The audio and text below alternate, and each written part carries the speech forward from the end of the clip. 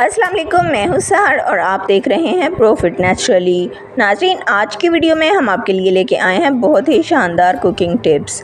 खाना कम से कम तेल में पकाने के लिए, मीठे तरबूज की पहचान, अंडे को नरम और फूला हुआ बनाने के लिए, चिकन पकाते हुए टूटेगा नहीं, मज़ेदार चटनी बनाने के लिए, चटनी को लंबे अरसे तक स्टोर करने के लिए और ऐसी मज़ीद कई टिप्स के लिए वीडियो को आखिर तक देखना मत भूलिएगा। लेकिन अगर अभी तक आपने चैनल को सब्सक्राइब नहीं किया तो चैनल को फ़ौरन सब्सक्राइब कर लें। चिकन पकते हुए टूटेगा नहीं। अक्सर चिकन पकाते हुए टूट जाता है या फिर इसकी सफाई अच्छे तरीके से ना की जाए तो चिकन में खून रह जाता है जो बदबू पैदा करने का सबब बनता है। इससे बचने के लिए सबसे पहले चिकन की सफाई का ख़ास ख्याल रखें। चिकन लाकर बगैर धोए इसको एक बाउल में डालें और इस पर 2 से 3 चम्मच दही अच्छी तरह मल दें। 15 से 20 मिनट के लिए पड़ा रहने दें और इसके बाद नीम गर्म पानी से अच्छी तरह मल कर धो लें। इससे ना चिकन में खून रहेगा और ना ही बदबू रहेगी। इसके बाद चिकन को पकाएं तो ये पकते हुए टूटेगा बिल्कुल भी नहीं। नंबर 2, चिकन का सालन बनाते हुए चिकन अगर ज़्यादा पक जाए तो ये टूटने लग जाता है और सालन का जायका भी ख़राब हो जाता है। चिकन पकाते हुए इसे टूटने से बचाने के लिए एक कढ़ाई में तेल डालें। अब इसमें थोड़ा सा नमक डाल लें और चिकन को इस तेल में फ्राई कर लें। इससे चिकन पकाते हुए टूटने से महफूज रहेगा। इसके अलावा इसका जायका भी नहायत लजीज बनेगा। मीठे तरबूज की पहचान। मीठे और जायकेदार तरबूज की पहचान के लिए ये बात जहन में रखें कि इसके निचले हिस्से पर जितना बड़ा और गहरा पीले रंग का धब्बा होगा, तरबूज उतना ही मीठा और अच्छी तरह पका हुआ होगा।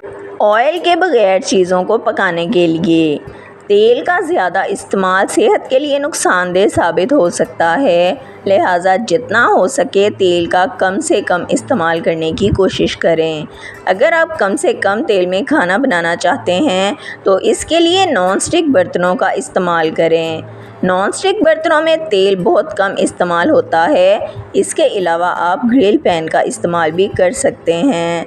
फूला हुआ नरम ऑमलेट बनाने के लिए, अगर आप फूला हुआ नरम ऑमलेट या अंडा बनाना चाहते हैं तो ऑमलेट के आमेज़े में 2 चम्मच दूध भी शामिल कर दें। अब ऑमलेट या मिसाले वाला अंडा बनाएं तो ये नहायत फ्लफ़ी, फूला हुआ और मज़ेदार बनेगा। मज़ेदार हरी चटनी बनाने के लिए, मज़ेदार हरी चटनी बनाने के लिए हरा धनिया, पुदीना, हरी मिर्च और लहसुन के चंद जवे धोकर खुश्क कर लें। अब इन तमाम अज़्ज़ा को ब्लेंडर में डाल लें। साथ ही थोड़ा सा नींबू का रस और ज़ीरा भी डाल लें और इन तमाम चीज़ों को ग्राइंडर में डालकर ग्राइंड कर लें। अगर आपको चटनी गाढ़ी लगे तो इसमें थोड़ा सा पानी शामिल करके पेस्ट तैयार कर लें। चटनी तैयार है। इस चटनी को किसी भी खाने के साथ इस्तेमाल कर सकते हैं।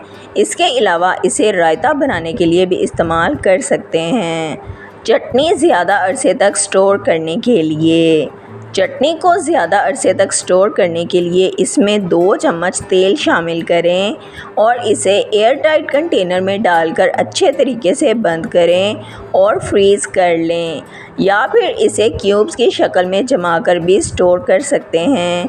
ये चटनी लंबे अरसे तक महफूज और ताज़ा रहेगी। ये चटनी समोसे, पकोड़े और बारबेक्यू के साथ भी इस्तेमाल की जा सकती है। याद रखें, ब्लेंडर में चटनी पीसनी हो तो शुरू में नमक हरगिज़ ना डालें वरना चटनी पतली हो जाएगी।